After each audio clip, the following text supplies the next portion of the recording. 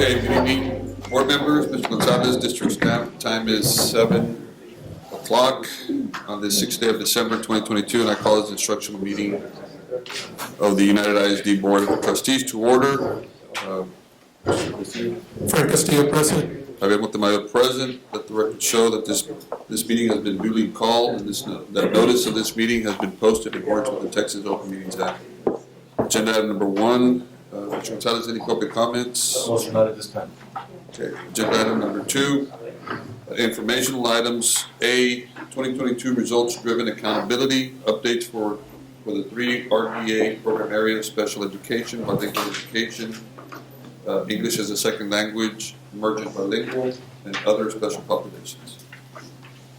Good evening, members of the board, Mr. Castillo, Mr. Montemayor, and Superintendent Gonzalez. This evening, there are 3 departments presenting to you for the special population group with the 2022 results-driven accountability, otherwise known as the RDA report. And we begin first by celebrating that there's been a lot of good applauses and that our kids in the special pops are doing well. So beginning with bilingual, there are 12 indicators that we look at, and these indicators impact domains 1, 2, and 3 in the accountability system. In this particular report, what we look at is that they have a performance score level of a 0 through 4. The lower the number, the better the kids are doing. So we see a lot of zeros. Zeros is good. 1 is okay. And then we look at our 2, and in this particular area, we're looking at indicator number 7 for our emergent bilingual students.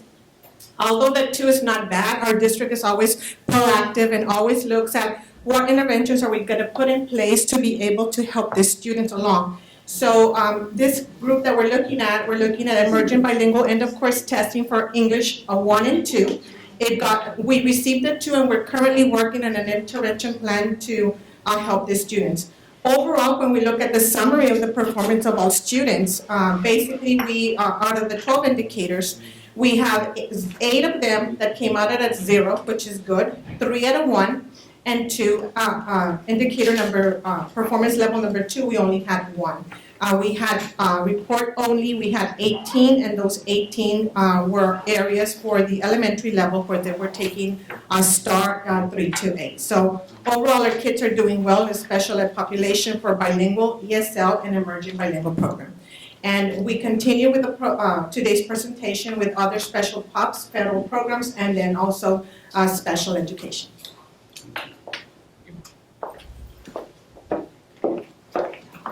Good evening, Mr. Montemayor, Mr. Castillo, Mr. Gonzalez, members of the audience. For the record, Rebecca Morales, Executive Director for Federal Programs. So I am presenting to you our other special populations. This group of students is comprised of our McKinney-Vento students, which are our homeless population, our foster care students, and our military-connected students. So just like Ms. Arambula mentioned, we actually do have a lot to celebrate. Again, you see a lot of zeros. Zeros are good with this accountability system. So if we look at our 3rd through 8th grade passing standards for, again, these 3 populations of students, we got all zeros. You'll see the cut rates there, 70 to 100 or 65 to 100. And we not only met but exceeded those rates with these 3 populations, so we're very happy about that. In our EOC, of course, dyslexia reading passing rate was a report only. When we look at our STAR EOC, that is our high school, for algebra, biology, history, English 1 and English 2, again, we're very, very happy with our results. Again, all zeros. You'll look at the cut points there, 65 to 100, 75 to 100, 70 to 100, and 60 to 100. Again, the lowest there was an 80 in English 1 and English 2. All the others in high school were over 90. So again, we're very excited, and we've celebrated those successes for our students. Our graduation rate, again, another 0. That's domain 2. Our cut points were between an 80 and 100, and in these 3 populations, we were at a 92. So again, a 0. The area that we know that we need to work on is our dropout rate, and this is only for grades 7 through 12.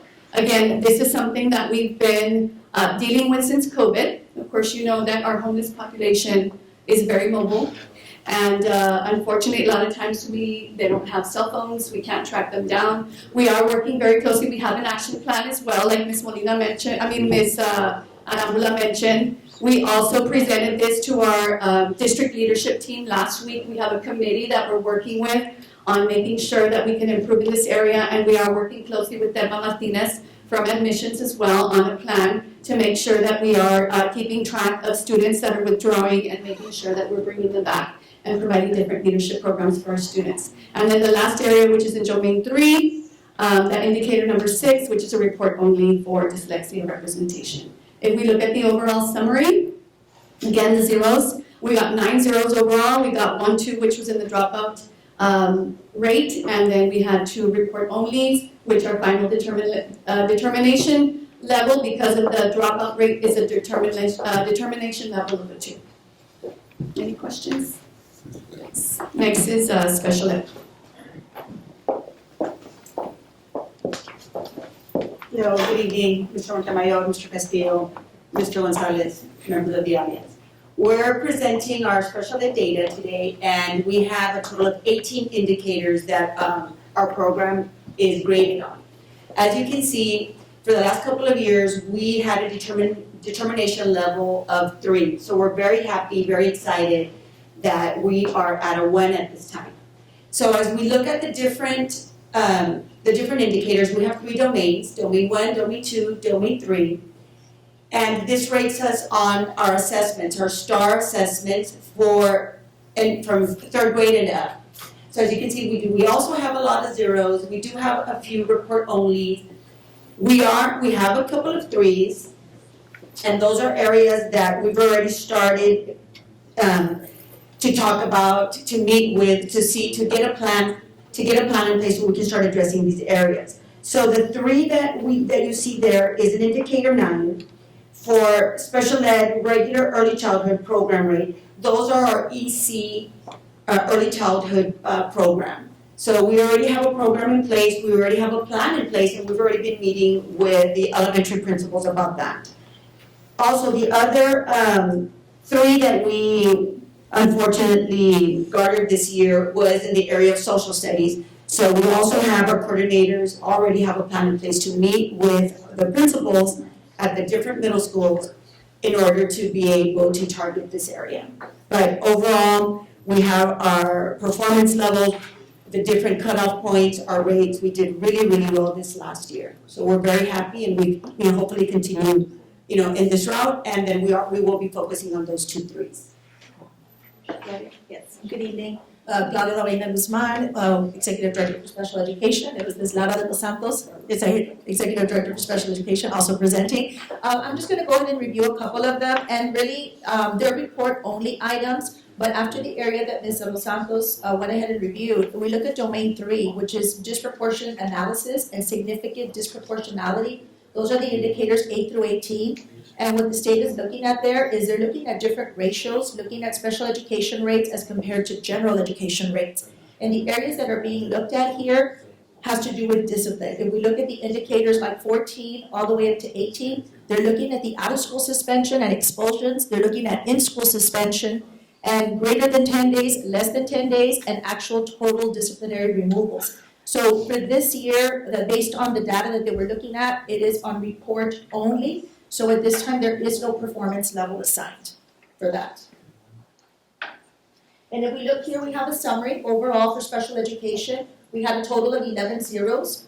We had 2 1s, we had 6 2s, 2 3s, 1 not applicable, and we had 10 report only. And as Ms. De Los Santos mentioned, it is a big celebration because we were determination level 3 last year, which needs some improvement. And this year we are meeting requirements at determination level 1. So we're very excited, and that's a big testament to the hard work that the teachers and the administrators, campus staff, everyone is doing in our district. And then also, as we did cover the 18 indicators, special education also has 4 additional indicators. So those 4 additional indicators are the federally required elements.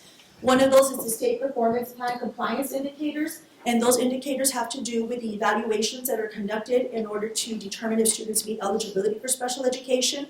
We are bound to very strict timelines, state and federal timelines, and we have a performance level of 0. So remember, 0 is really good. Then we also have valid, reliable, and timely data. We're also performance level of 0, status of incorrect and non-compliance, 0, and financial audits, 0. So overall, a really good report card for special education and all the other special programs in our district as well. Any questions? Thank you. If I may, yes, recognize our teachers, we also recognize our leaders and ladies and, Morales. So I will always thank you for your leadership as well. Thank you. Agenda item 2B, presentation of focus identification. Actually, on that, because we're all with determination level so low, we don't have any focused Which is campuses very at good all, news. so it's phenomenal news.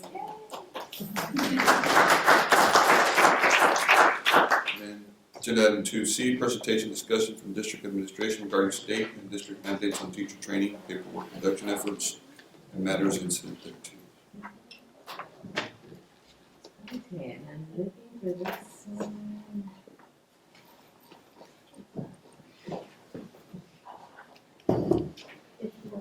We have Is it not?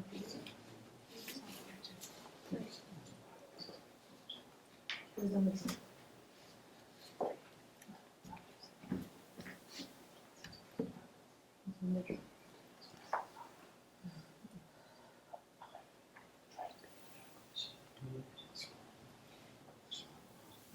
Is it on the PDF, Emma? Let me see. It should be on that PDF. Maybe is that the one that was there? yes. It should be page 14. Yes, go ahead. Oh, there it is. There it is. Okay, sorry about that. Thank you. I'm sorry. So through several of the years already, we've had different state requirements. And so what we try to do, or what we work on at curriculum instruction is making sure that we attend all of the meetings for the state requirements. We internalize everything, and then we come up with processes, district processes, where we can assure that we limit the amount of time that it will take teachers to implement these state requirements. So the first one that I wanted to talk about is the reading academies. These have been real time-consuming academy participation. We had to have all kinder through third grade teachers by the end of this year, along with every principal at an elementary campus. So this one has been really, we understand it's been very involved. The teachers have to submit artifacts. Artifacts have to be reviewed, and they have to be approved before the teacher can be deemed as certified with the Reading Academy. It is a state mandate out of House Bill 3, and it was to focus on the reading. So we took care of all kinder through first grade teachers by last year. Of course, we're always taking in the new teachers that came in this year. They're part of the group as well. And this year, we're focusing on second and third grade teachers along with all of our campus principals. So it is very involved. It takes the full year, and there are multiple thresholds that the teachers need to meet and the principals in order to be deemed ready through the Reading Academies. Okay. This was a state initiative, again, House Bill 3. The other initiative that we have, and that's for this year, all of our students in the spring, not the ones testing this week, but in the spring, they are going to be testing on a new STAR test. It's called STAR 2.0. And they're changing the way that students will answer the test. There's a certain percentage of multiple choice questions that can only be based on, again, statute.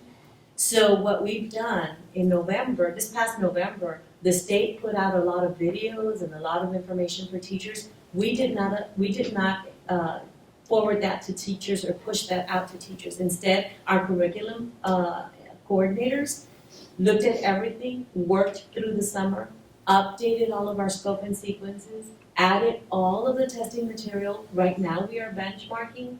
We're benchmarking with the new item questions that will be in STAR 2.0 so that we can be ready for the spring. So again, that's something that we're doing here at CNI so that we don't push out to the campuses, and we have just been keeping the principals abreast of everything that we're doing. We also joined Leap Forward. In fact, that's a company that we consulted with for many years for the accountability, and they always keep us abreast of everything that's happening, as they adopt the new manuals. So that's kinder through 5th, 6th through 8th, and 9th through 12th. Everybody's going to experience STAR 2.0 at the end of this year. Okay. The other thing that we have is, of course, this is a mandate from the state for the 30 hours of GT training.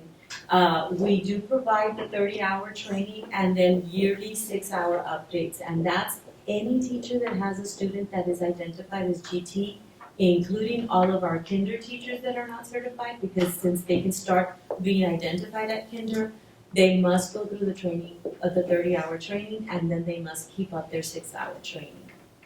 We do have to collect documentation on how we differentiate for students that are gifted and talented. So that is one of the things that, yes, we do collect from the campuses. However, we are brainstorming right now on a way that we can standardize a lesson plan where we could collect the data without having teachers submit additional information. But right now, that is the only way that we can pick up this information for the state plan. The other thing that we have are, and this was implemented in 2018, is our student learning objectives. Every single teacher in the district must have a student growth measure as part of their evaluation, regardless if they're on the waiver or not. So what we did prior to 2018 is we developed a system where when we were trained by the region, it was really some multiple activities that every teacher and administrator were going to have to go through. So what we did at the district level is we streamlined it.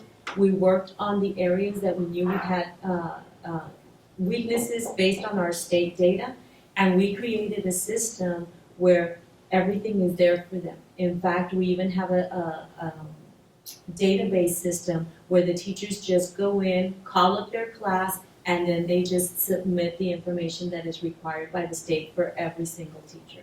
So this is year 4, only because we did not do it for the COVID years. It was waived by the state. And the last and most recent one, and this one is proving to be very challenging, and we understand that, is House Bill 4545. And this was again based on any student who did not meet passing standard on STAR.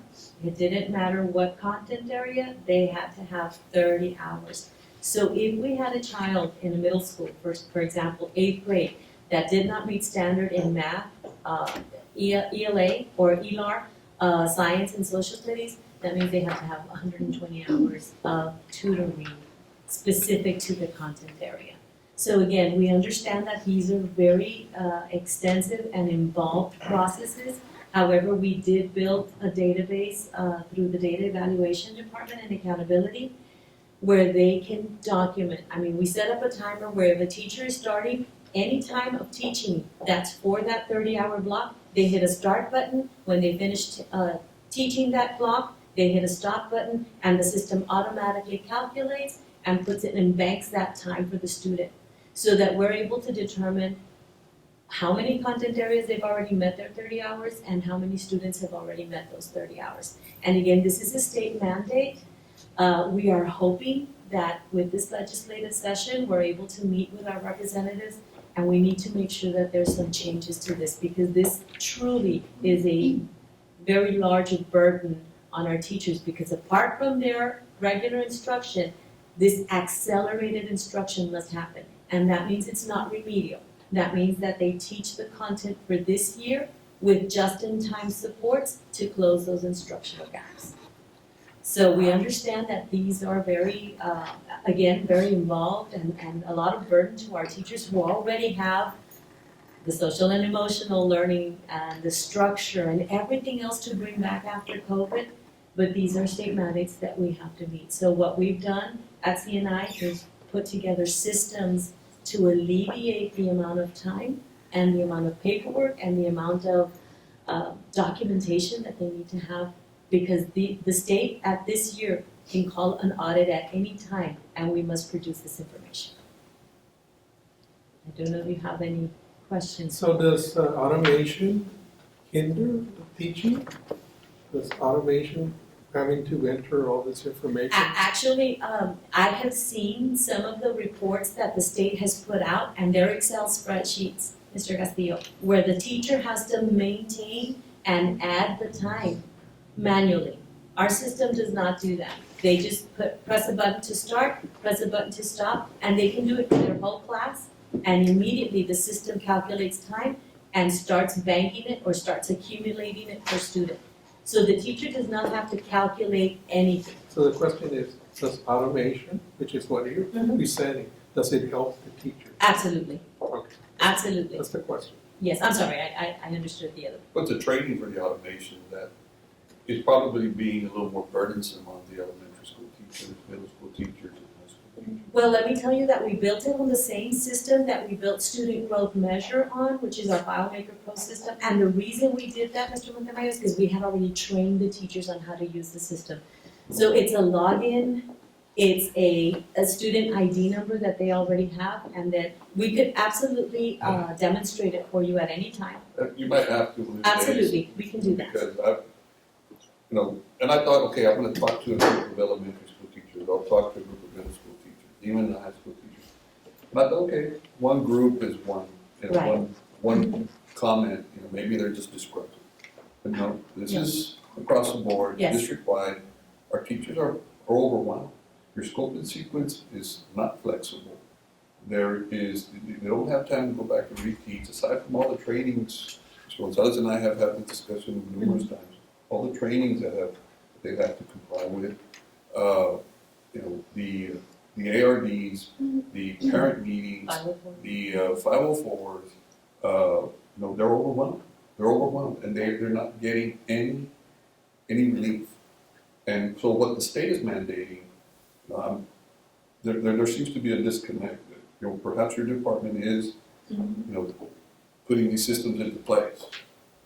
But there is a disconnect. These teachers are still overwhelmed. They are not feeling any relief that this is getting any easier. In fact, they're becoming more overwhelmed all the time. And I keep hearing that. That's why I asked. I want to know what the difference is between the state required activities, the district, and the district required activities, and what is the disconnect that the teachers at the campus level, in the trenches, so to speak, are not realizing. There's a mix here that is not.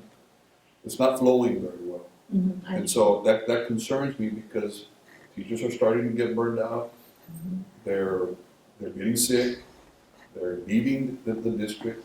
They're not feeling the morale is starting to get low, if it's not already. And so it concerns me.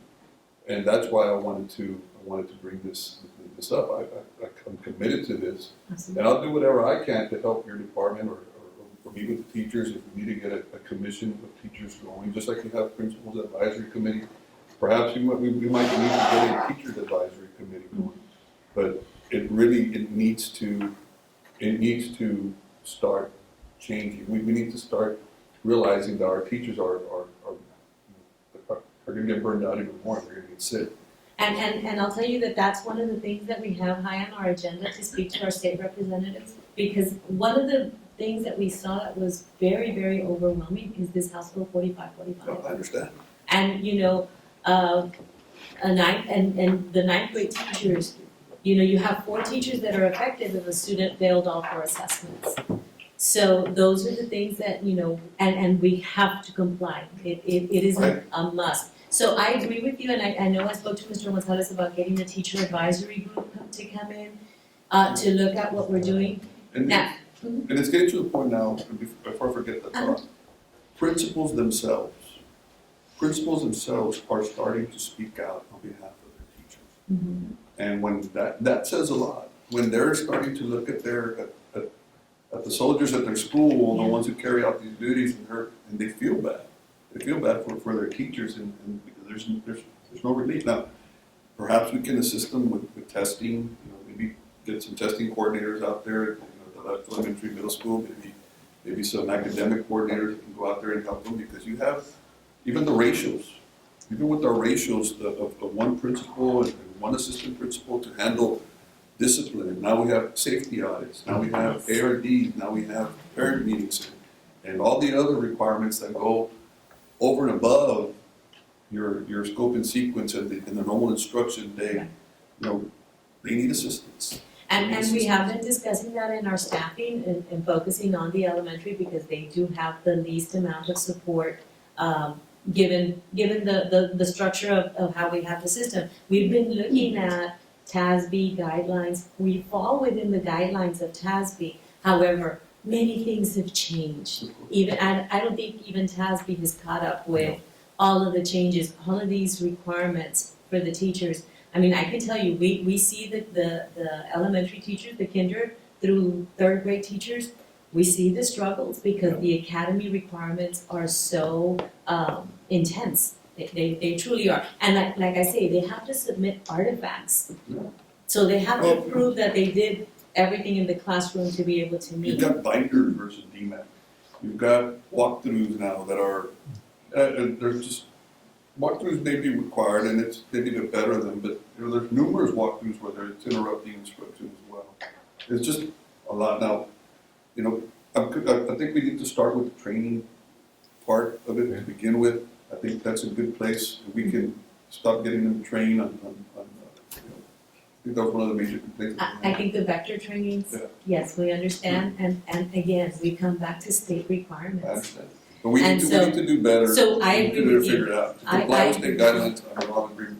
But I'm committed to this and I don't wanna let this go, I think this should be a continuous discussion that we need to Absolutely. have. And if we need to get some teachers in here to help us out, understand. Now, look, I'm from the outside looking in. I don't, you are the expert and that's why I wanted to see what the state requirements were versus our district requirements were. And- But I do know that it's very loud and clear to me that That they're overwhelmed, they're overwhelmed. we And understand. that hasn't changed. And so, and I've had discussions with the superintendent, but that those concerns are still being aired. And it's not any particular level, it's not only elementary, it's not only middle, it's high school, it's across the board. Yes. But, And then we add the additional technology that we have to have, and that's our world now, and that's, what we need to, and all of our kids are tested online. So that scope and sequence is written to ensure we cover everything that the state mandates again, and that we're ready, because unfortunately, everything that we do throughout the year comes down to that one day of testing per content area. And that is how we are evaluated currently at the state level.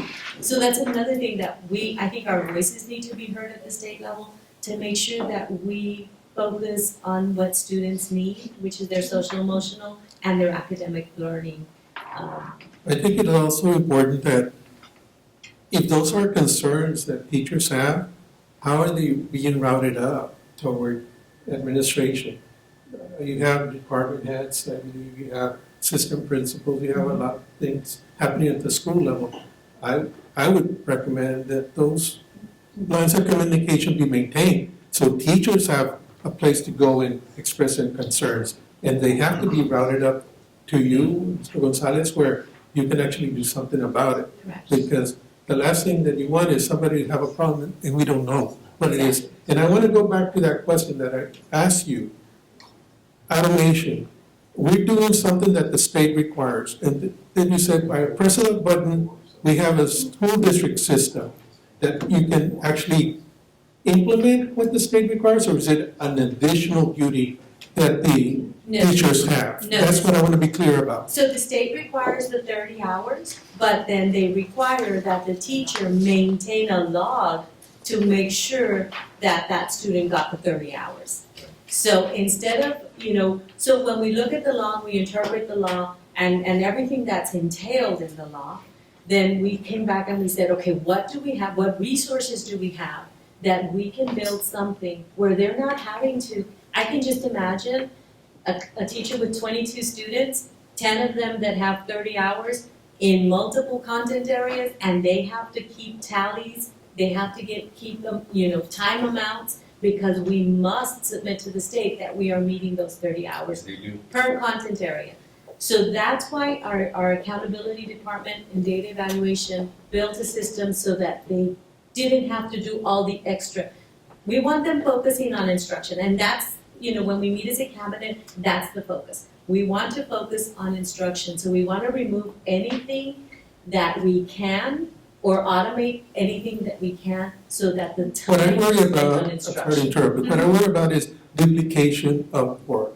If you're doing something for a school district, then you're doing one for TEA, No, and that's burdening the No, no. teacher. the teacher collects the data in our system, we in CNI, download, put reports together, and we submit to the state. The campus does not have to do any of that. Yes, because in my view, we should be less, giving them less to do We to don't get like, things done. yeah, one of the things that we talk about is And I'm never referring to teachers. duplicating. Who are at the front line, they should be given less duties to perform, Exactly. so they can concentrate what's important, Uh-huh. teaching. Yes, They have to leave by 4. Supposedly that was the rule. They have to leave by 4 o'clock. God forbid they have a family parent meeting or, so. Like it's a healthy discussion to have. absolutely. So something we need to have, and we need to have it more often. Because I want to make sure that these teachers understand that we're here to support them. Instruction is the whole focus of the district. You guys do outstanding at curriculum instruction, but you know it's starting to become a little burdensome for them. Yes. And I'm committed to them to help them. And it took me a breakfast, and coffee, and juice, and 40 people there I heard from each one of them, one group, and then another group later on, and another group later on. It's the same message across the board.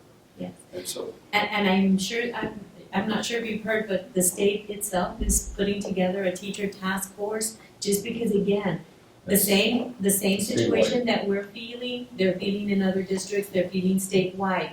But again, we're doing this to comply with what the state has, mandated from us. So we definitely are meeting with our representatives, and we're going to, I think it'll probably be good to also have some teachers there so they can hear from the ones that are, like you say, in the front lines. And I in the just want to trenches. say, it's about being fair. I don't only just want to listen to teacher, I want to hear administrators. So there's got to be a balanced resolution to anything. That's how I see it. Any issue, any problem, any concern, it's got to be a balanced approach. Absolutely. I requested this information and gladly sponsored it. I will tell you that speaking of Lesa and Atlanta, our campus execs are here. I think our goal, Ms. Lesa, is at no time we want to give our teachers more work than we have to. And that's really our goal, right? Teachers or administrators, Let us make sure we do that. we Yes. really work to make sure that our processes at the campus are with minimal effort so that they can focus on instruction. And part of instruction are those walkthroughs, I do have to I say. understand, but just not as often. It interferes with instruction too. Anyway, thank you, Ms. Lissa. Agenda item 3A, first and final reading of policy EIC local academic achievement class ranking regarding grade equivalence for advanced placement and college level examination. Good evening, Mr. Montemayor, Mr. Castillo, Mr. Gonzalez, and members of the audience. For the record, I'm Cristina Cabello, Executive Director for Instructional Accountability. What I have before you is an update to our local policy, our EIC local policy, which has to do with grade equivalencies for a credit by exam, for AP, for advanced placement, and a college level examination program for a CLEP test. And this is when a student wants to use that score in order to replace it for a credit for a certain class. So go ahead and go to page 2.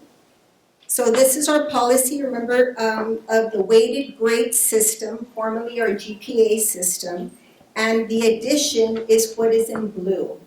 And basically what it's saying, if a child without prior instruction takes an AP or a CLEP exam, they can use that score, which we are going to assign it from a 0 to, a grade point.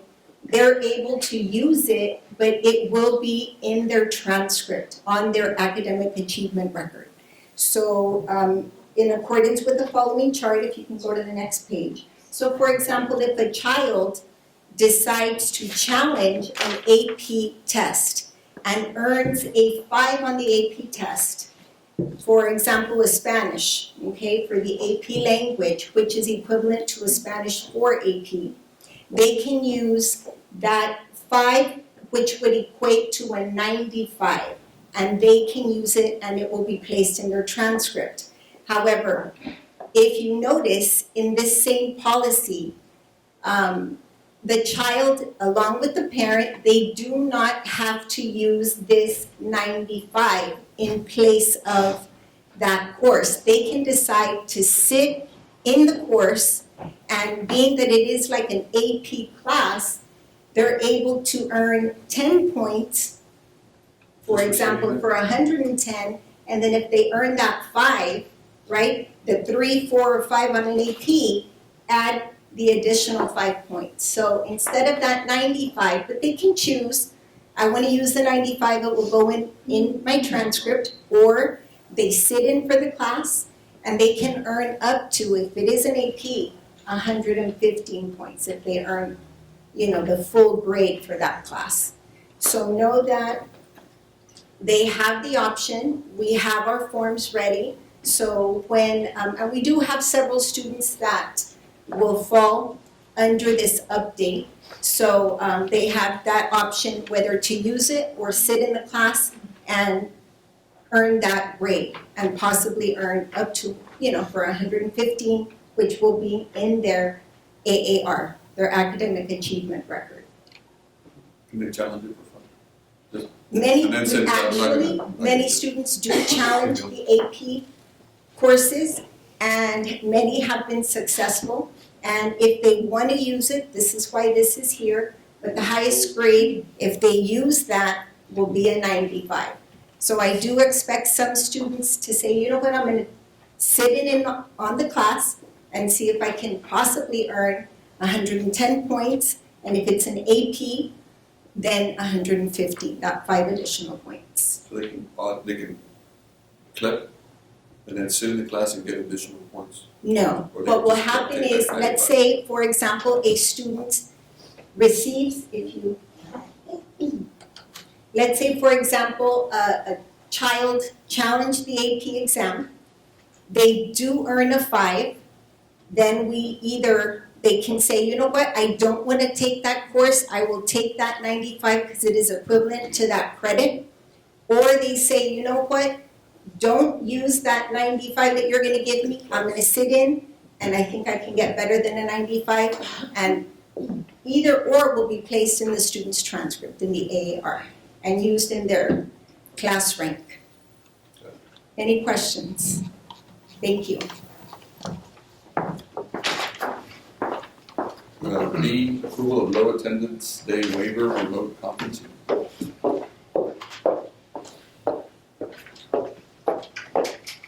Good evening, board members, members of the audience. We bring before you a new waiver for remote conferencing. So previously in the past, if a campus had more than a 10% variance from prior year attendance, then we could bring in a waiver to you all for health, safety, or other weather-related issues or so forth. Well, now the state is saying that, we're gonna try it. They're saying that if you have one student in remote conferencing across a district, or across a district, then the variance only has to be 5%, all right? So we have had a few campuses, we went back, looked campus by campus, day by day, the attendance for each particular campus. And we compared it to last year's attendance overall average. There are 6 campuses that currently meet that criteria. We have not done all of the legwork for the second 6 weeks. We want to see if this will get approved at the state level. We're going to go for health-related issues for this particular area because that's where the impact is. They were sick. And so we want to go ahead and see if the state will approve that. If the state approves that, once you approve that next week, we'll submit to the state.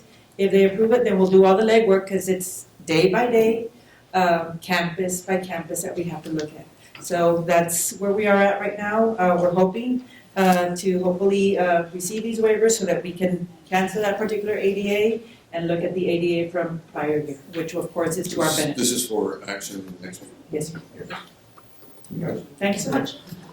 All right. C, approval of boundary changes effective 2023-2024 school year for the following campuses: Lyndon B. Johnson Elementary Feeder Schools, Veterans Elementary to Roosevelt, Veterans Elementary to Pettis, Pettis Elementary to Orange Elementary.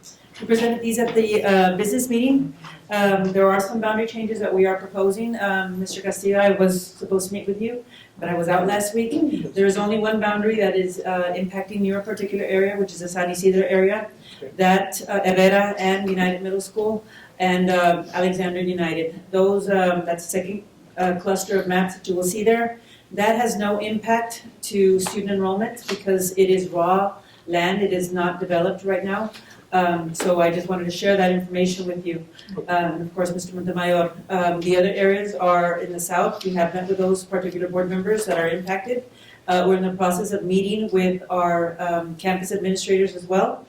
And so the next go-around will be the parents, of course, that we would be meeting with. Let's just do them all. Approval of D and E, approval of boundary changes for San Isidro to Robert J. Santos, Herrera Middle School to United Middle, United High School to John B. Alexander, and E would be United South Elementary Middle School feeder patterns, Bonnie Garcia to Killam Elementary, Salinas to Ruiz Elementary, United South to Gonzales. Yes, sir. The only ones impacting you all, of course, is the San Isidro area. We did look at a proposal for San Isidro to alleviate that. I do want to share that with you, Mr. Castillo and Mr. Montemayor. We could not recommend a boundary change because it impacted transportation. In that sense, we were recommending, we studied the areas. The campus that is not necessarily growing or landlocked is Malakoff Elementary. And so we were going to shift some students from San Isidro, that was our initial plan, to Malakoff. However, because of the crossing of the loop, that would be 100% transportation.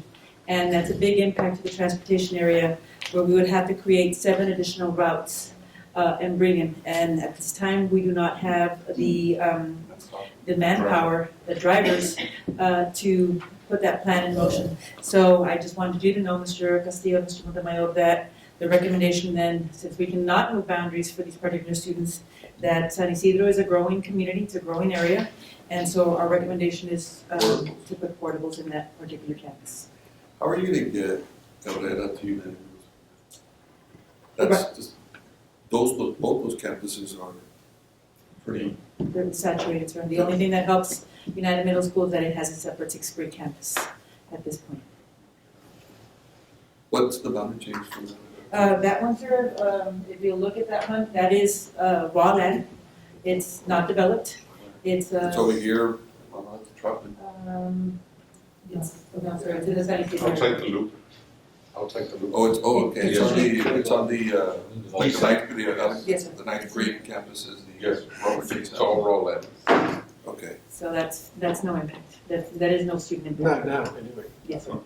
We're just preparing for. And where does Malakoff fit in this? That you say that it's It- lacking students, it's not. It's landlocked, so it's not growing. It's not growing, So that's right. and what's gonna happen then with the school?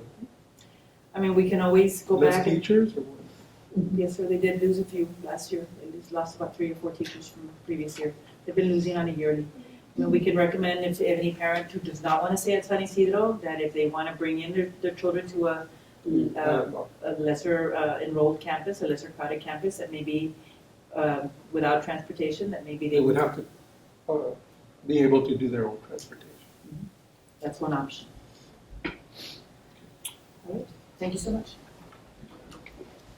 okay. Motion to adjourn. Second.